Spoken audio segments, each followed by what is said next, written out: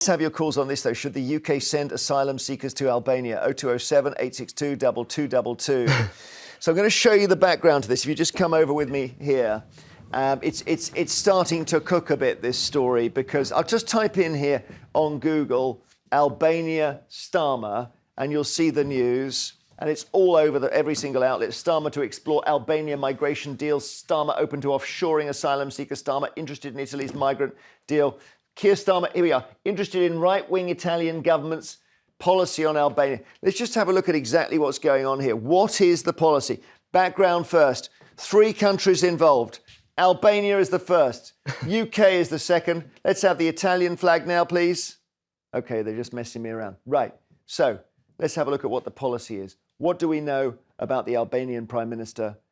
Not much. He's 6'7", but and he dwarfs Starmer. And he dwarfs Georgia Meloni as well, who's the Italian Prime Minister. So there they are. What is Italy's migration deal with him, with Albania? Let us see. Italy's migration deal as follows. OK. Albania accepts asylum seekers on Italy's behalf. The deal was signed last year. Pregnant women, minors and other vulnerable people not included. 28-day decision and most decisions rejected by the Italians working in Albania. So most people who end up in Albania will not go back to Italy. That's what we know. So now we look at the current Starmer migration policy. This is where it gets quite tricky for Labour, because in the election, of course, they were just talking about, cracking the gangs. He suggested previously he would do offshore asylum, but he said the problem is in Germany, I was particularly concerned, a very large percentage of engines were ending up from going into the asylum seekers' boats. So that's not the answer. Albania, let's find on the map. Hang on, no, that's St Albans. Go again. Just take it back, please, and find Albania. AI is not the hottest. I thought it was quite a funny joke. But... No, it's just, you just doesn't understand anything. Right, Albania is there. OK, so this is serious, because at the weekend, there was a very, very bad scene with the small boats. This one was fished out to sea. Look at the state of that boat. And let's just see what happened. 8 migrants died off the coast of France. 801 people arrived on the UK shores yesterday. 14 boats involved just on Saturday. That's the second highest number this year. The current record for the highest number of arrivals in one day so far this year is 882. So we're not far off it. This is so strange because during the election, Starmer kept saying we're going to crack the gangs. And now almost immediately it's clear to everyone it can't be the only solution. No, he needs a deterrent. And people can say what they like about the Rwanda scheme, and I don't think in many ways it was workable, but I was 100% behind us adding a deterrent to other measures. So cracking down on the gangs, yes, we cannot forget the people that are absolutely benefiting are some of the cruelest, nastiest, well-organised, well-funded criminal gangs on the planet. And they are trafficking. It is human trafficking, and people are dying. Pregnant women are dying in the water. Children are dying in the water. They are being promised a life that doesn't actually even exist here. And these are incredibly vulnerable people. Others, so some of them are real asylum seekers who are definitely absolutely escaping from countries where they have a right to escape from and claim asylum. And there are also a lot of economic migrants. I think this is an incredibly hot potato issue for any country. Germany, so in Germany, it was just suggested recently by one of the immigration officials there that they might take up our housing that we built in Rwanda. Well, but that's been shot down. Yes. OK, fine. That has been shot down. Weekend, yeah. No, Olaf Scholz has said that he didn't think that was going to be to happen. So what about Albania? Italy has, well, Albania, again, Italy has managed to really reduce the number of migrants arriving. But of course, all they're doing is they're just moving to other countries. Firstly, a Labour government trying to steal the anti-migrant policies of the literal political heirs of Benito Mussolini. I mean, when I say that, I'm not being flippant. I mean, the political party... But you're being ideological. No, I'm not being ideological. Why does the ideology matter? Well, I think if they're literal far-right parties, and when I say they're the political heirs, they're literally the heir of the neo-fascist party, which came and took the mantle of being a Mussolini. I'm just being clear. In terms of firstly, Labour said that this was a gimmick when it was Rwanda. Why is it different if it's not a gimmick in Albania? The second point is, you're right, there has been a fall in the number of boat crossings to Italy, but that's nothing to do with this at all. That's to do with the fact they negotiated very expensive deals, I might add, with Libya and Tunisia, and all that's done is redirect where migrants are going. So you've got an increase of people going to Greece, but also Libya, which is a failed state, partly because of the war. I don't know if people remember we took part in and then just left it as a ravaged, failed state, where you've got a massive surge in people being killed, migrants and refugees who fled there. Look, I went to Calais years ago and I met some of the people crossing, and I'll tell you why this won't be a deterrent. Because these are people, and I met, a teenager from Afghanistan whose dad had been killed by the Taliban. I met someone from Eritrea, which is a dictatorship basically like North Korea. I met someone from Darfur who all his fellow villagers were burned to death. But they're in France, right? Yeah, the point I was going to come on to there was the tiny proportion of those who end up coming here are those who speak English. So if they're coming from the Democratic Republic of Congo, where they speak French, they end up staying in France. It's just you end up, the vast majority of refugees or displaced people, quickly, the vast majority of displaced people stay in their own country. You believe there's a human rights issue with Albania, do you? Well, I think, firstly, it's a gimmick. I think there is a problem with human rights in Albania, which has been raised in terms of journalists being killed, in terms of the treatment in prisons. But more than anything, the way we deal with this, because why was there as many or more asylum seekers at the turn of the century coming than now, but they weren't coming by small boats? It's because we had safe and legal routes then.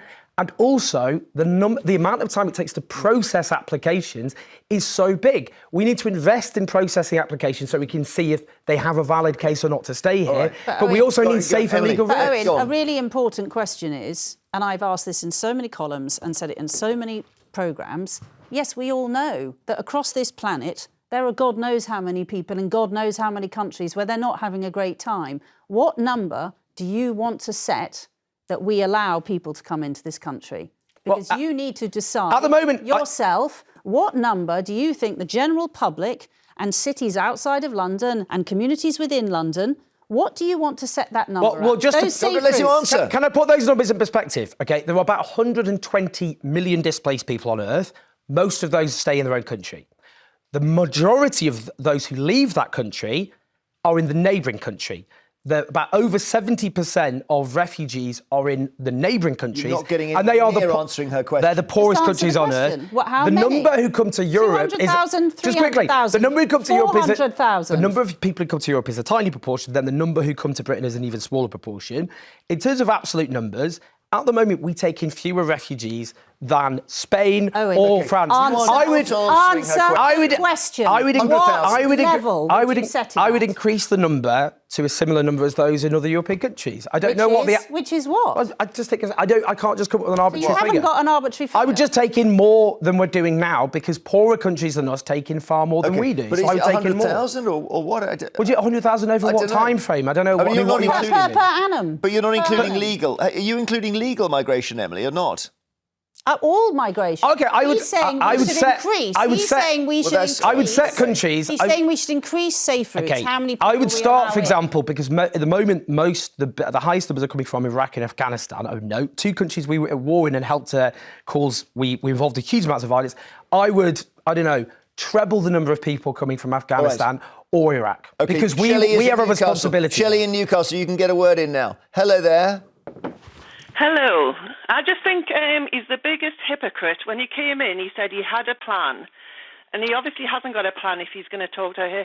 Why didn't Labour, instead of scrapping Rwanda plan, if they want a process, just use Rwanda as processing? I've seen what they were building. Those places they were going to stay were luxury compared to some places our people are living in this country. But it was, of course, it's when we tried to... There they are, we're seeing some pictures. When we tried to send them, Shelley, and I have to try and say this without any side, the human rights lawyers got involved and stopped every flight. And so we don't have a legal framework that allows us to do the Rwanda plan. So what's going to stop the same with Albania? It's just going to cost even more money. So it's not. It might be easier. Yeah, yeah. It's a gimmick when it's Rwanda, but it's not a gimmick when it's Albania. So you'd go back to the Rwanda plan, would you? Well, we've already built all the housing. Yeah, but Shelley, They spent all that money. Shelley, you're right. Lots of people in their own country have terrible conditions. The problem, wrong camera. The Rwanda has a terrible human rights record, and that includes shooting dead refugees. So that's the problem. That's not happening in this country, fortunately. The numbers who would be taken in by Rwanda anyway was tiny. It would have cost huge amounts of money per refugee to send them there anyway. So it was costly and doesn't actually solve the problem. And also, it wasn't about processing, it was just about keeping them there forever. What I would do, I mean, if we increase, at the moment, look, my brother took in a Ukrainian family, and that was great. And I was very proud of him for doing so. We don't have that scheme for other countries. I would do that and extend that. Right. Because at the moment, people from Afghanistan and Iraq are coming over. We were at war there. We should be doing more to help them. We have schemes for lots of countries, including Hong Kong. No, we don't. 2. Afghanistan. 2. We have let in nearly 250,000 people from Hong Kong. Okay. We let in 175,000 from Ukraine.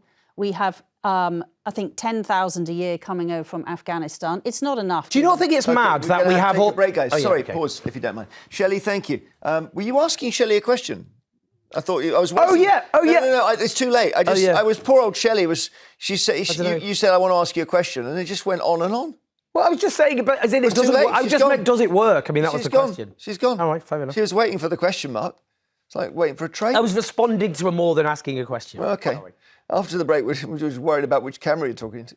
The Prime Minister's in Italy to discuss how they are dramatically reducing their immigration. Keir Starmer says he's interested in their policy despite human rights concerns. Difference with Rwanda, apparently, if you have your migration application accepted in Rwanda, you stay in Rwanda. Yeah. If you have it accepted in Albania, you can go to Italy.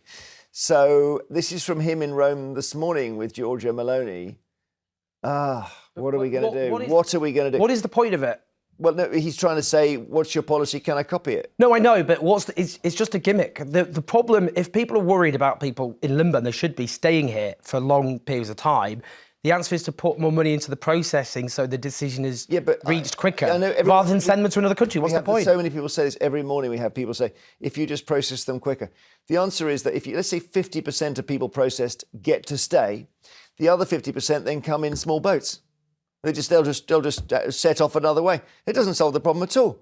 We're continually given this as the answer. But then if you send down, but people pointed out if you send people to Rwanda, they would then do the same thing. So that's the same issue. No, they wouldn't. I think Rwanda would have been a deterrent. But it's too far away. Yeah. They've already come quite a long way. Yeah, but that's the point. Yes, Dave in Lancaster, hi. Morning, Jeremy. Morning, Dave. This thing, how are they ever going to sort it out? Well, we've had this conversation before. Something's going on in these countries that's making them being driven out. Their governments are driving them out. Why are they doing that? Why are they shipping because them they're off bad into governments the arms of the West? They're failed states, as Owen said. You know, it's the Taliban, for example. That's the governments we're talking about. It's the Taliban. We can't sort them out, Dave. No, we can't sort them out. Nobody's going to sort them out. Right. But something has to be done. You've got to go and look at the reasons why they're being moved. But listen, if you, not making light of it, but we can't get apparently a doctor's appointment for 4 weeks here. What, we're going to sort out the Libyan health service before we do our own? It's not really feasible, Dave. Yeah, well, there's something deeper to this, Jeremy, and nobody wants to talk about it on TV. It's the sort of thing you talk about in dark rooms and corners so as nobody hears you. All right. But Dave has an important point. Well, I hope you're going to ask Dave what he's talking about. No, but he's making an important point. It sounded extraordinary. But we don't talk enough about what the West has done here. You just mentioned we're not going to sort out the Libyan healthcare system. Can we all just remember what happened to Libya? Why are we memory holding this? We got involved in a war which ended in catastrophe, like in Iraq, like in Afghanistan, 2 other countries where people are fleeing from. Libya is now a failed state. And the fact that huge numbers of people going through Libya is because of that. Dave, what were you about to say that was so interesting? Is it printable? Yes, of course it's printable. Quickly then. If you wanted to move people around the world, you'd start a war in your own country and persecute them. Okay, you think someone's plotted this whole thing? I think it's all plotted. How can these people afford these trips in rubber boats over the channel over and over again? Thousands and thousands of pounds.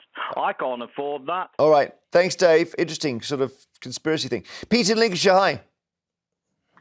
Good morning, Jeremy. What do you think? I don't think it makes any difference. Well, I don't think it makes any difference where you're going to send them. You could send them to the Seychelles or the Caribbean. They'd still want to come to England for some reason or other.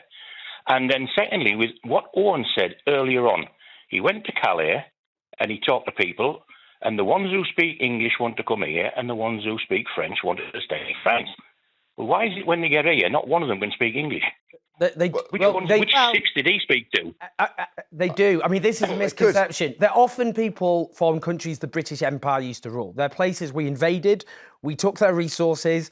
It's just a fact. Places, Afghanistan, Britain was long involved. We were at war in Afghanistan in the 19th century. But these are places where they're often the people arriving, by the way, are more likely to be like middle-class professionals. He says they can't speak English. But that's just not true. Okay. These are misconceptions. Pete, thank you. Steve in Essex, do you think Albania is the answer? I don't, Jeremy. No, to be honest, it's sort of the same vein what Dave was talking about. All of a sudden we're getting an influx. Well, not all of a sudden, it's been happening for quite a while, an influx of migrants all over Europe. I just think that there's something more to that than meets the eye. I don't know what, but it seems that these migrants are just piling all into Europe. Is it to trash our economies? No. Is that what someone's doing? Steve, I think, if Owen will let someone else speak, is that the gangs have become increasingly sophisticated. They're also using social media to advertise their wares, and TikTok to advertise their wares to migrants. And so it's become very, very big business. You might remember they used to come on the trucks under the trains. Yeah, that was much easier to police and make sure that didn't happen anymore. The boats on the beaches is much, much harder. Steve, thank you. Thanks for all your calls on this.